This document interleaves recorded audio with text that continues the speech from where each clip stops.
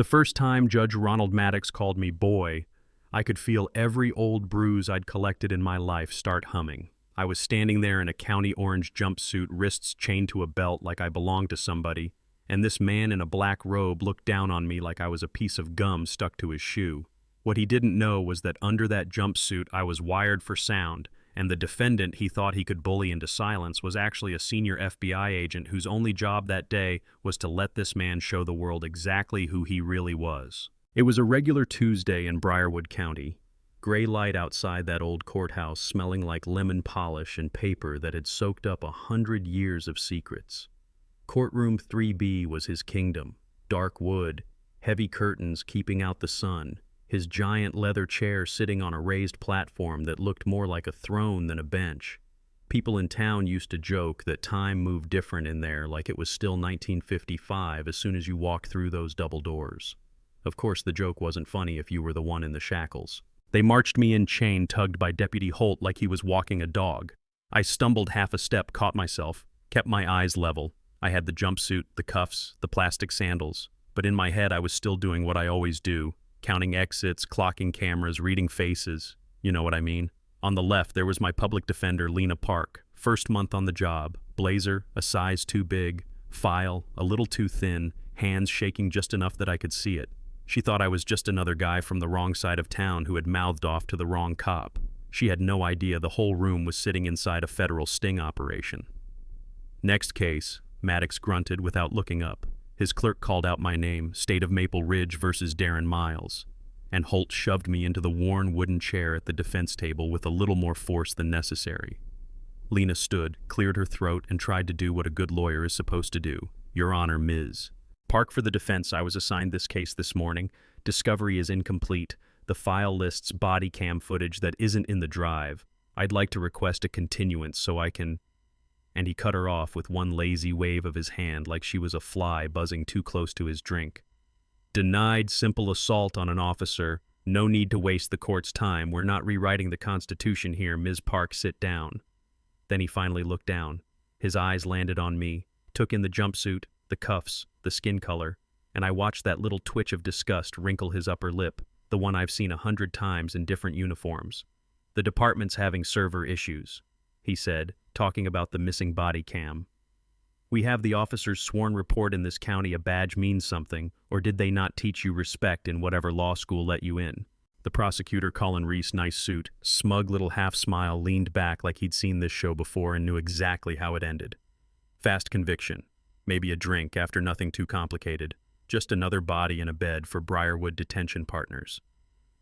When Maddox asked for my plea, I knew exactly how I needed to sound steady but not cocky, clear but not emotional. Not guilty, Your Honor, I said. And the way his eyebrow lifted told me he heard the education in my voice. He wasn't used to that from somebody in orange. Not guilty, he repeated like it was cute. Then he read from the report loitering outside a bank. Refused ID took a swing at poor Deputy Holt, the usual script, and finally he said, What exactly do you think you're not guilty of, son? I held his gaze and told him the simple truth. Standing on a public sidewalk waiting for my ride is not a crime, and I did not assault anyone. Deputy Holt turned off his body cam, called me a slur, and slammed me into a wall. That was all just facts, and that was already too much for him. The gavel cracked against the wood so hard the clerk flinched. You will speak when spoken to. I don't know how things work where you come from, boy, but in my courtroom we do not accuse decorated officers of tampering with evidence.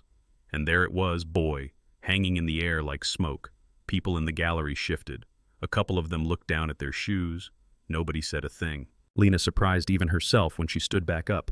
Objection, Your Honor. The court's characterization of my client is inappropriate and prejudicial. Her voice shook a little, but she said it anyway. Maddox didn't even pretend to consider it. Overruled. Sit down before I hold you in contempt. We're going to trial right now. Just like that, no jury, because somewhere in the paperwork a clerical error had magically appeared, and the jury demand had been denied, which meant this man wasn't just the judge, he was the jury and the executioner too. Reese called Holt, and Holt walked to the stand with that cocky little bounce in his step hand resting on his holster like he was still in some kind of danger. He raised his right hand, swore to tell the truth, the whole truth, and nothing but the truth.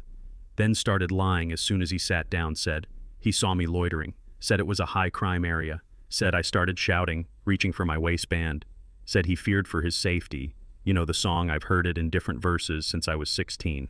Lena did what she could with the cross, asked him why the booking report showed no weapon, just a phone and a wallet, asked him why the dispatch log described me as silent and non-compliant, when he'd just said I was shouting.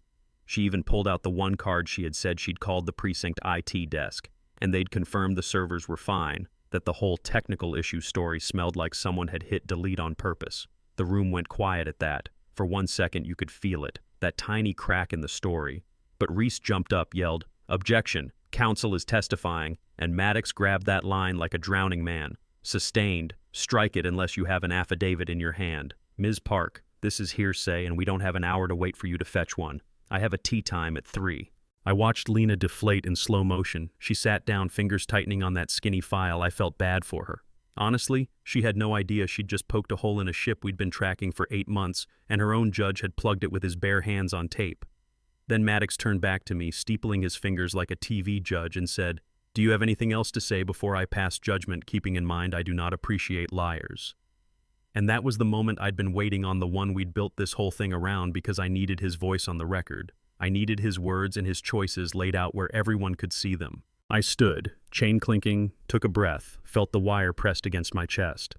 I was standing on a sidewalk waiting on a ride share. Deputy Holt turned off his camera, used a racial slur, and put hands on me without cause under the Fourth Amendment. That's an unlawful stop. Being black on a sidewalk in Briarwood is not reasonable suspicion. That line right there, that was mine, not the Bureau's, and I meant every syllable. You could see it hit him. His face went from red to the kind of purple that makes paramedics nervous. "That is enough," he bellowed. "You come in here, you attack my officer, and now you lecture me on constitutional law. You are what is wrong with this country, boy. You think rules don't apply to you because you can cry discrimination." And yeah, there was the second boy, as if the first had just been a warm-up. I could have shouted back. I could have told him I knew more about the law than he ever bothered to, but that wasn't the play. The play was to let him walk right up to the line and then throw himself over it. So when he slammed the gavel again and said, "I'm holding you in contempt, bailiff, gag him. I want him gagged before I read the sentence. Add 6 months for every second he resists." I just watched. I watched Holt pull that leather strap from his belt with a nasty little smile, watched him step toward me and growl, "Open your mouth, boy," like we were backstage somewhere instead of in a room with a court reporter and cameras. "Don't touch me," I said, quiet but flat, and that's when I stopped being the scared defendant in his story and became myself again. "Miles, you let me handle this," the voice in my ear had said earlier. Our case agent back in the van, but they weren't in the room, and I could feel something shift. Enough was enough. "I said gag him, Holt," Maddox screamed from the bench, "and if you don't tackle him right now, I'll have your badge." And that was it. The trap was full. He had denied a continuance for no reason, covered for missing evidence, used a racial slur on the record, authorized physical humiliation of a defendant for daring to speak, all with that wire hot and blinking under my shirt. So I straightened up, looked right at him and said, "Ronnie, you asked who I think I am," using his first name like he was just some guy at a bar, and you should have seen the way his eyes snapped into focus at that. "I don't care who you are," he snapped, and I said, "You should." Then twisted my torso just enough to get slack in the chain, slid my fingers into the hidden seam of the jumpsuit and pulled out a small, heavy piece of metal that had changed a lot of lives for the better and a few for the worse. I slapped it on the table so hard the sound was cleaner than the gavel, and the whole room turned to look. There it was, gold and blue, eagle on top, letters across the middle. Nobody in that room could mistake Special Agent Darren Miles, Federal Bureau of Investigation. Public Integrity Unit Operation Bench Break is now active. For about 2 seconds, everything and everyone in that courtroom froze. Holt's hand was still hanging in the air, inches from my face. Reese's pen had dropped and rolled off his table. Lena's jaw was all the way down near the floor, and Maddox looked like someone had unplugged him from the wall. "That's fake," he finally shouted, voice cracking. "This is some kind of stunt, bailiff. Take him down now." And then even Holt made a choice. He stared at the badge, looked into my eyes, remembered every rumor he'd ever heard about the feds sniffing around Briarwood. And he stepped back with both hands up. "I'm not touching him, Judge." That's when the doors blew open behind us. Not literally, but it felt like it. "Federal agents, nobody move," a voice barked, and 12 of my colleagues poured into the room in windbreakers and vests, rifles low but ready. The whole energy flipped in. Under 10 seconds, the king of the courtroom wasn't the biggest dog in there anymore. He was just a guy on a wooden box screaming about his golf game while the real law walked in. Agent Kincaid came straight to me, popped my cuffs with a key. "You good, Miles?" she asked under her breath. "Never better," I said without taking my eyes off Maddox, then raised my voice and gave the order, "Secure the bench. And if you want to know how fast someone's world can fall apart, watch a judge with a god complex get turned around and cuffed on his own dais. Listen to his knees hit the wood he used to lean on while telling teenagers they needed to learn respect." That was the twist, the moment everything flipped. But it wasn't the end, not even close. The raids came next. The filing cabinets rolled out on dollies. The servers imaged the phones seized, and then came the long, quiet work. The interrogation rooms with bad coffee and buzzing fluorescent lights, where I slid files across a metal table and watched this man who had once joked about sending kids to adult time for petty charges realize he was just as breakable as any of them. We walked him through it. The calls with the private prison operator, the peer inmate bonuses, the texts with the senator's bagman about keeping the numbers up, the little blue notebook we pulled from behind a framed photo in his home office where he'd written initials, amounts and case numbers like he was running a loyalty program. We played him his own voice on tape saying things like, "These people belong in cages or property values drop," and it only took a few hours for him to go from outraged to terrified, then from terrified to cooperative because bullies like him, in my experience, always fold once they're the ones sitting in the small chair. He gave us the senator, he gave us the money trail, he gave us enough to indict half a dozen other respectable names, and in exchange we gave him what he thought was salvation, a federal plea that capped his exposure at 15 years. If the judge agreed, he thought he'd spend it in some low-security place teaching jailhouse law classes and telling himself he'd been railroaded. Yeah, that was his fantasy. 6 months later, he shuffled into a federal courtroom 3 hours away from Briarwood wearing a cheap suit instead of a robe, all his assets frozen, his high-price attorneys long gone sitting beside a public defender.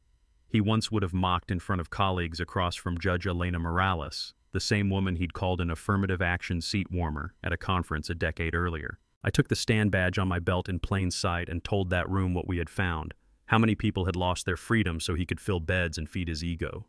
How many families had gone broke paying fines and fees to a system that never gave them a fair shot. I talked about one kid 19 who'd done 3 years for a vape cartridge because Maddox needed to send a message. And I said when he asked for mercy because prison might kill him at his age, all I could think about was how little mercy he'd shown anyone else. Judge Morales listened, then gave him his 15 years just like the deal allowed, and you could see his shoulders sag in relief. He thought he'd threaded the needle. Then she said, calm as anything that the plea only covered federal charges. It didn't protect him from state prosecution. And that's when the back doors opened again and Lena walked in. No longer the nervous public defender in an oversized blazer, but the new special prosecutor for Briarwood with 2 state troopers at her side. She read out 30 counts of state-level kidnapping based on fraudulent sentences and unlawful imprisonment, explained that in that state, if you use your office to lock people up on fake grounds, it isn't just misconduct. It's abduction with 20-year minimums stacked on top of his federal time. He started screaming about double jeopardy, about how he was the law, and I just shook my head in the gallery and said loud enough for him to hear, "Separate sovereigns. Ronnie, you use that trick on other people, it works both ways." 3 years later, when I came back to Briarwood for what they now call Freedom Day, the courthouse felt different. Sunlight actually reached the defense table in 3B. The old portraits were gone, replaced by a mural of hands in different shades, holding up a pair of scales. Lena's nameplate said, District Attorney. Now, and a kid who'd done time under Maddox's thumb stood in the town square in a graduation gown talking about the diversion program he was helping to run. Funded with money we'd pulled back from offshore accounts, people were hugging, laughing, smoking ribs on a grill instead of cigarettes outside a holding cell. And for the first time, that building on the hill didn't feel like a threat so much as a tool. On the drive over, I'd stopped by a state pen, watched from behind a sheet of wire, as an old man with a shaved head and raw, chemical-burned hands scrubbed a concrete floor on his knees, while a guard yelled at him for missing a spot. It took him a minute to recognize me through the mesh. When he did, he shuffled closer, fingers gripping the wire, eyes wild. "Miles, you have to get me out of here. They know who I am. They spit in my food. I can't sleep." And all I could think about was that courtroom and that leather strap and all the times he'd told some kid, "You'll learn respect in there." So I checked my watch. told him he'd better get back to scrubbing before the guard decided to teach him their version of respect, and walked away to the sound of that rag scraping the floor, the universe evening up the score a little bit. That night in the square, my phone buzzed new message from the bureau about a prosecutor states away burying DNA evidence to keep his conviction record pretty, asking if I could fly out and sit in a cell somewhere else, wear another jumpsuit, let another man in a robe show us who he really is. I looked at Lena shaking hands with a mother whose son had walked out of prison because of this case. I looked at the mural, the kids, the barbecue smoke curling up into the evening, and I typed back one word: confirmed.